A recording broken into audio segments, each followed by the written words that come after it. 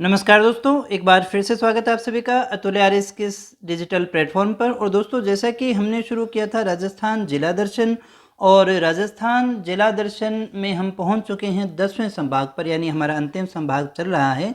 और 50 जिले पूरी करने की जो मुहिम हमने चलाई थी वो अब लगभग समाप्त होने वाली है, पूरी होने वाली है। क्योंकि यहाँ हम देखिएगा भरतपुर संभाग के भरतपुर और डींग जिले के विषय में हम पढ़ चुके हैं।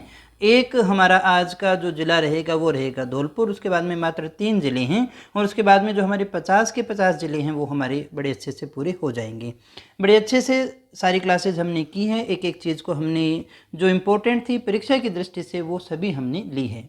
मुझे उम्मीद है क्लासेज आपको पसंद आ रही हैं, और जो आपका सपोर्ट मिल रहा है उससे बहुत अच्छा लगता है, और आगे की जो वीडियो बनाने की प्रेरणा भी मुझे मिलती है। तो दोस्तों, वीडियो शुरू करने से पहले अगर अभी तक आपने वीडियो को लाइक नहीं किया है तो प्लीज़ लाइक कर दीजिएगा, दोस्तों के साथ में शेयर नहीं किया है तो कर दीजिएगा। और हाँ, चैनल पे पहली बार आए हो तो चैनल को सब्सक्राइब कर लीजिएगा, क्योंकि इस तरह की क्वालिटी एजुकेशन वीडियो केवल और केवल आपको इसी चैनल पर मिलते हैं। तो चलिए दोस्तों, शुरू करते हैं आज के नए ज़िले को, जिसका नाम है हमारा धौलपुर ज़िला। धौलपुर ज़िले की जो ज़रूरी चीज़ें हैं उन सभी को अच्छे से डिस्कस करने वाले हैं।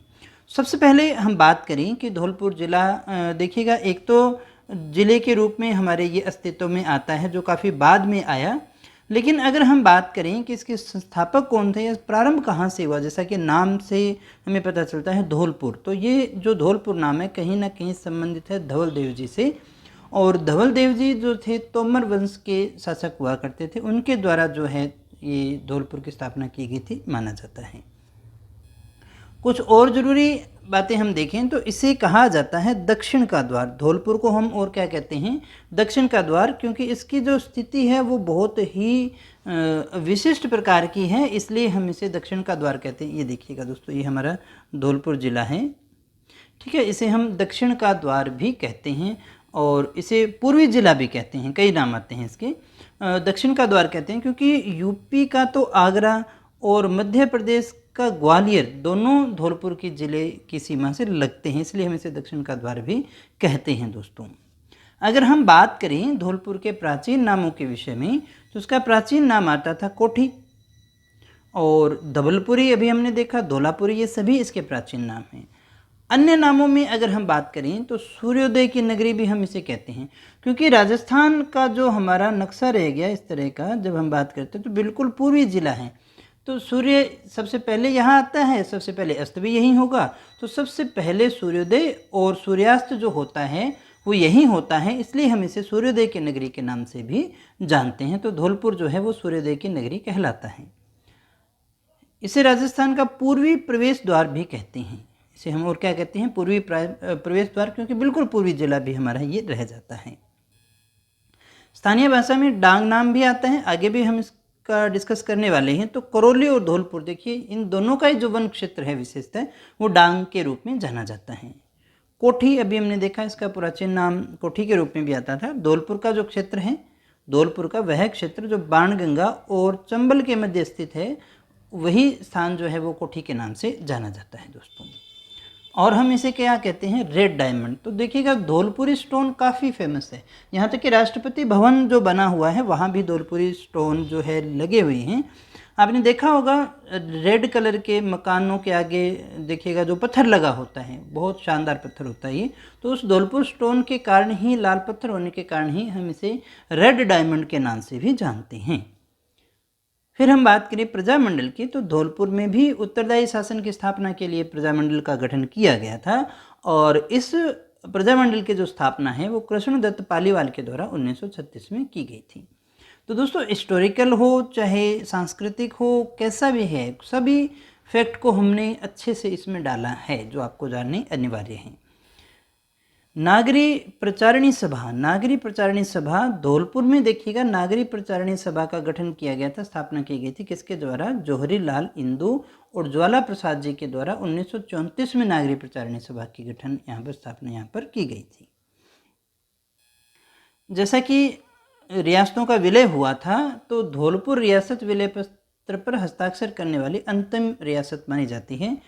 धौलपुर शासक उदयभान सिंह जी जो थे 14 अगस्त, देखिएगा लास्ट दिन ही है ना 15 अगस्त वाला, तो 14 अगस्त 1947 को जो है इन्होंने विलय पत्र पर हस्ताक्षर किए थे। किसने? उदयभान सिंह ने।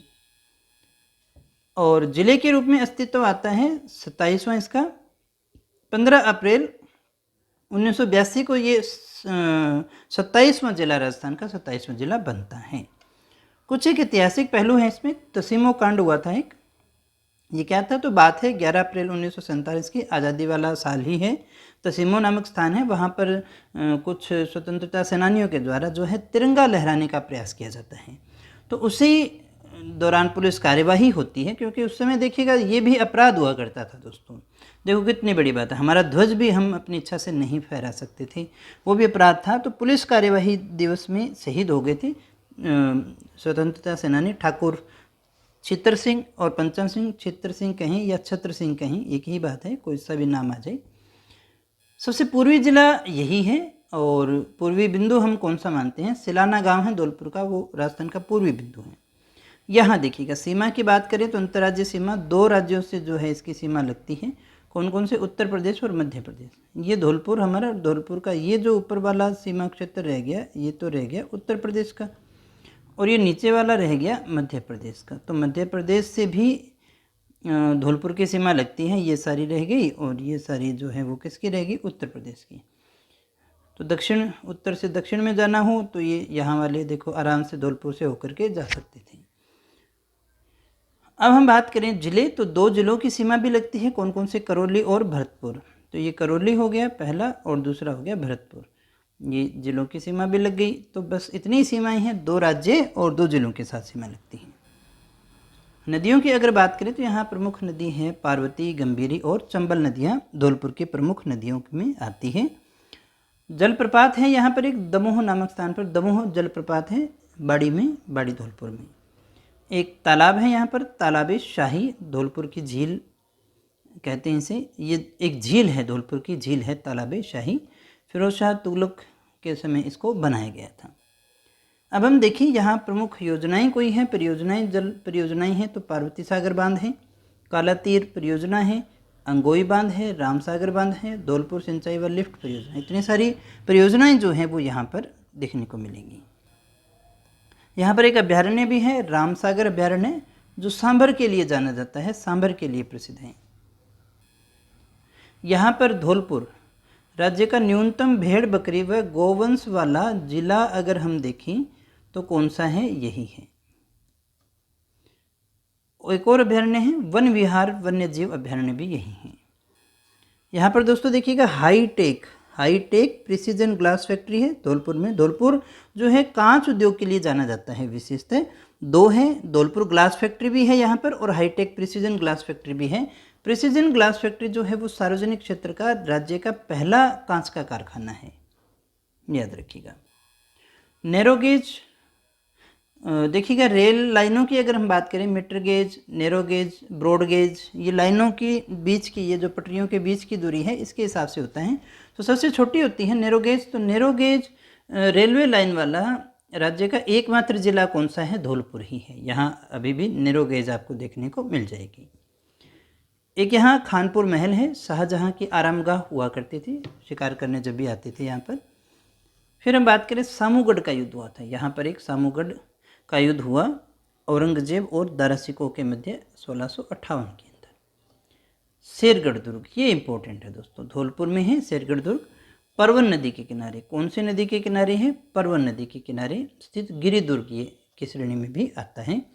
इसका निर्माण वैसे तो करवाया गया था मालदेव के समय, लेकिन शेरशाह ने इसका पुनरुद्धार करवाया तो शेरगढ़ भी हो गया। इसे दक्खन का द्वारगढ़ कहते हैं, अभी हमने बात की थी ना दक्षिण का द्वार। और यहाँ पर एक तोप भी है, हुंकार तोप। तो शेरगढ़ दुर्ग है, धौलपुर में है, परवन नदी के किनारे है, गिरि दुर्ग है। मालदेव ने स्टार्टिंग में बनवाया था, शेरशाह ने पुनरुद्धार करवाया, और दक्कन का यानी दक्षिण का द्वारगढ़ भी हम इसे कहते हैं। हुंकार क्या है? यहाँ पर स्थित तोप है। फिर हम बात करें निहाल टावर है ये एक, और इस टावर का जो निर्माण है वो राजा निहाल सिंह के समय हुआ था 1880 में। ये हुआ राजा राम सिंह के समय। एक यहाँ पर बहुत ही सुंदर बाग है, कमल के फूल का बाग, मचकुंड में। चट्टान को काटकर कमल के फूल के आकार में बनाया गया था। और बाद में जब अध्ययन हुआ तो पता चला तुजुके बाबरी में जो हमें कमल के फूल का बाग पढ़ने को मिलता है वो यही कमल के फूल का बाग है। तो इतना इम्पोर्टेंट है ये। इसके बाद में हम बात करें शेर शिकार गुरुद्वारा के बारे में, तो ये धौलपुर में मचकुंड के पास में ही है। और इस गुरुद्वारे का जो निर्माण करवाया गया था, यह स्थापना की गई थी, सिख गुरु थे हरगोबिंद साहिब जी। तो हरगोबिंद साहिब जी की धौलपुर यात्रा के दौरान जो है इसे स्थापित किया गया था। कहते हैं कि तलवार के एक ही वार से इन्होंने शेर का शिकार कर दिया था, तो उसी स्मृति में जो है शेर शिकार गुरुद्वारा यहाँ स्थापित किया गया है, बनाया गया है। तो ये शेर शिकार गुरुद्वारा भी है, बहुत इम्पोर्टेंट है ये भी।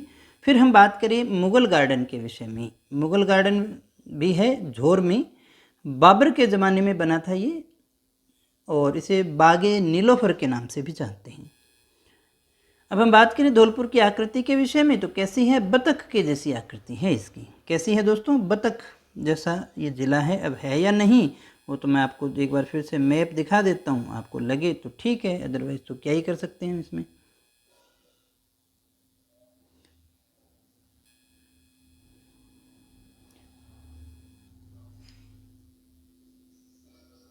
देखो भाई है या नहीं, ये धौलपुर है। अगर आपको बतख जैसा लगता है तो फिर बतख जैसा है ही ये धौलपुर। इसकी आकृति की बात कर रहे हैं।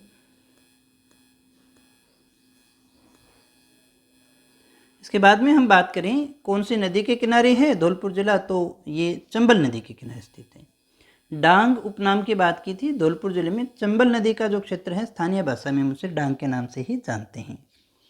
धौलपुर में है मचकुंड, काफ़ी इंपॉर्टेंट है, तीर्थ स्थलों का भांजा कहते हैं इसे, तीर्थों का भांजा।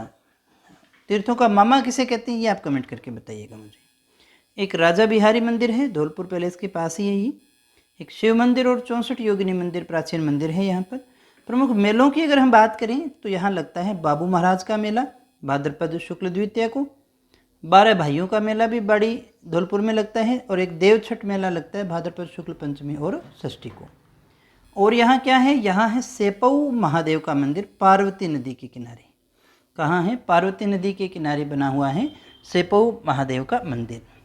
फिर हम बात करें धौलपुर ग्लास फैक्ट्री की, तो प्राइवेट सेक्टर में बनी हुई है धौलपुर ग्लास फैक्ट्री। एक हाईटेक प्रिसीजन ग्लास फैक्ट्री भी सार्वजनिक क्षेत्र में हमने पीछे चर्चा की थी। कुमट दुर्ग है धौलपुर में, यहाँ ख्याल भी है, भेंट ख्याल और हेला ख्याल भी यहाँ का प्रसिद्ध है, इसके लिए जाना जाता है। एक कन्हैया लोक नाट्य भी यहाँ पर होते हैं। सैनिक स्कूल है धौलपुर में। एक धौलपुर में, दूसरा कहाँ है दोस्तों, राजस्थान में 2 हैं, दूसरा कहाँ है आप बताइएगा। स्थापना इसकी हुई थी 1962 में।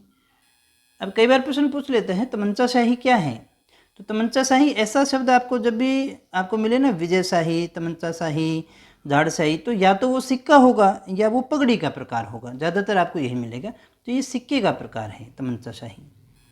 फिर हम बात करें बाड़ी या बांडी का युद्ध हुआ था 1518 में धौलपुर में। राष्ट्रपति भवन का निर्माण जो है वो धौलपुर के लाल पत्थरों से ही हुआ है, पीछे भी हमने चर्चा की थी।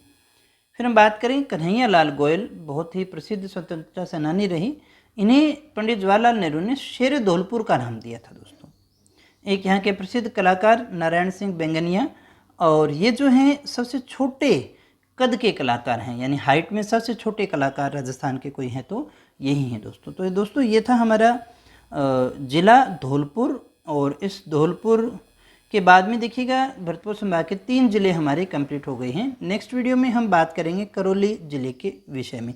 इसमें थोड़ा कुछ पढ़ने वाला है, यहाँ भी थोड़ा है, और ये तो बिल्कुल ही छोटा सा ज़िला है।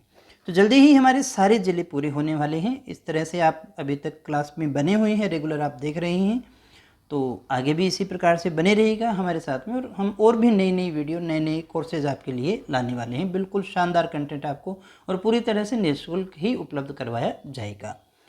तो दोस्तों आज के लिए इतना ही, कल फिर मिलेंगे एक नए ज़िले के साथ और ढेर सारी नई जानकारियों के साथ। तब तक यूं ही बने रहे हमारे साथ। Thank you very much.